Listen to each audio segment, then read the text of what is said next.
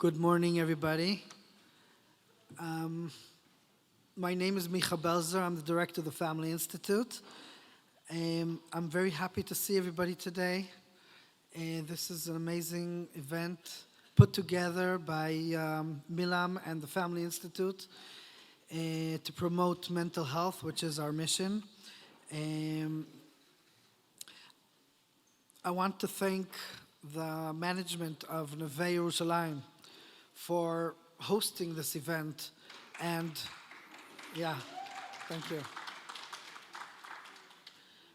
for hosting the event in generosity and really giving emphasis on any detail that we need. There's one thing that we couldn't succeed to do, and there's a problem with the heating. So in this rainy day, we're going to have to get cozy together.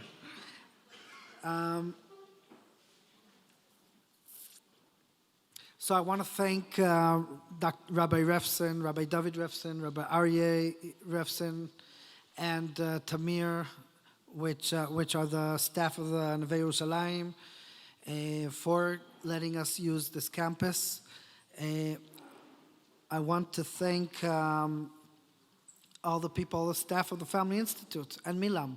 For weeks and months, we were supposed to meet. We were planning this event after Simchat Torah, and our life changed after Simchat Torah. So everything got to different places, and today we're gonna, Baruch Hashem, we can meet together. We have over 350 people registered throughout the day, and over 20 organizations that want to show their thing. Who would believe we would make a mental health conference, especially with Rabbanim, 10 years ago even. So I'm saying this is very special what's happening today, and we're taking part in it. The title of this conference is Mental Health. It's everybody's story, everyone's story. And I asked myself, is it really everybody's story, everyone's story? Society is so compartmentalized.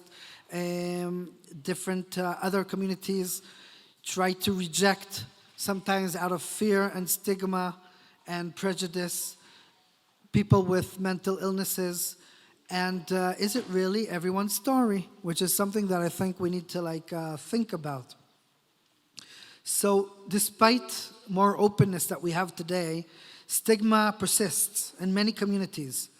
Some still view mental illness through an antiquated moral lens.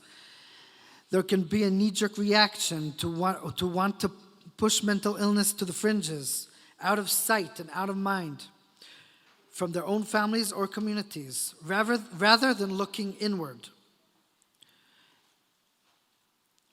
The reality is that mental health runs through every family, every workplace, and every community to some level.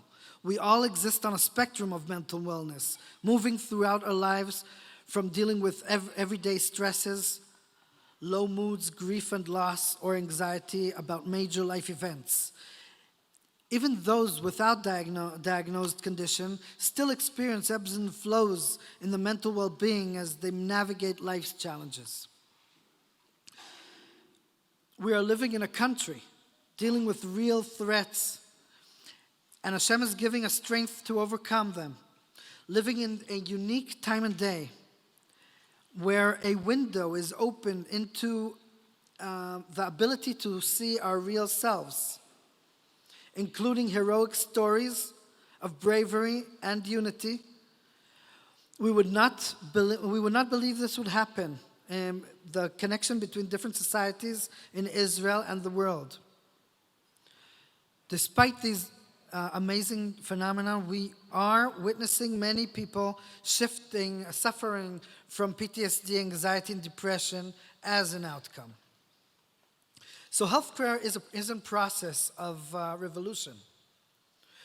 Whether it's improving access, raising awareness, updating antiquated prejudices, requires us to embrace mental health as something that affects all of our stories in one way or another. Only then can we break down barriers, challenge stigmas, and build more holistic systems of care.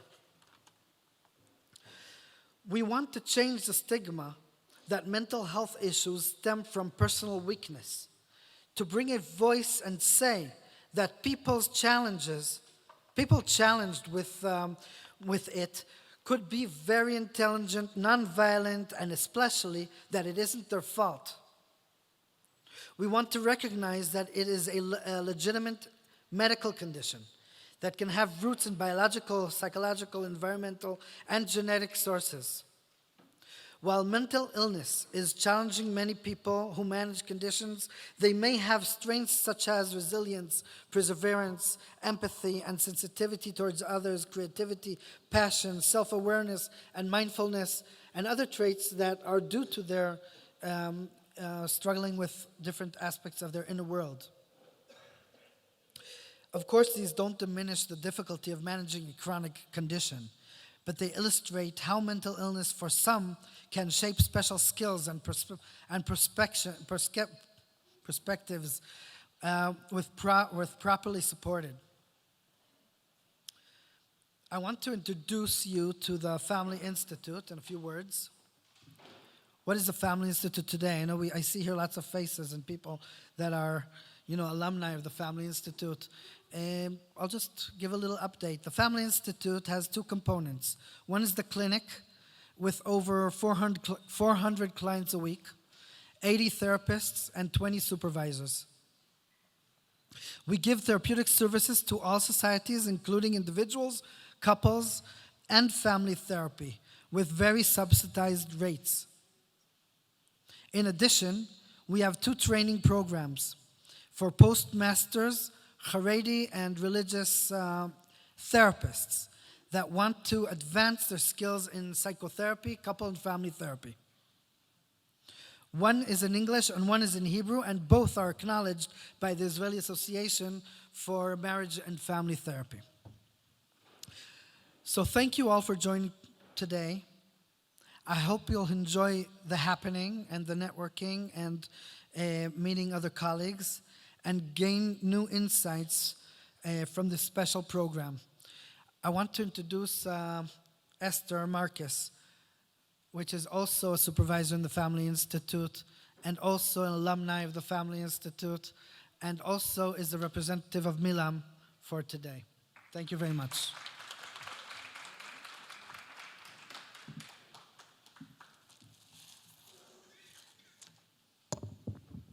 Thank you for those words, Micha. First of all, it's so special for me to be here today. Welcome and Baruch Hashem. So before anything else, I just want to say thank you. I want to say thank you to Dina Menlowitz. I want to say thank you to Dr. Micha Belzer for their collaboration and for their hard work to make this event happen in this way. It's very impressive. And Yasher Koch to both of you, and to Rivka Menkes, Chavi Skolnick, Elisheva Guterman, and to the whole Family Institute staff. You've created a true family institute, and the emphasis is on the word family. And it's been such a pleasure and an honor to collaborate with you. I also want to thank you to our staff at Milam, especially Naama Eshel, the director of Milam, and Devor Derry, a family member and now a staff member in Milam. Personally, it is very meaningful for me to be collaborating with Neve. My roots are here. This is where I began my own journey to become a therapist back in the 90s when the master's program first began, and then returning nearly 20 years ago to begin the program again and to complete my clinical internship in the clinic. Today, I am here to represent Milam and our parent organization, Enosh. For those not so familiar with Enosh, we are the first mental health organization in the country. Enosh was started in the 70s by families with family members coping with severe mental health challenges. Enosh is a very large organization that is involved with all the various Sal Shikum services in the country, housing, employment, case management, and so on. In addition, Enosh has started 2 new initiatives like Navigate, a new program in the country that is a first address for someone having a first psychotic episode in his or her family, and Headspace, a program that works with youth.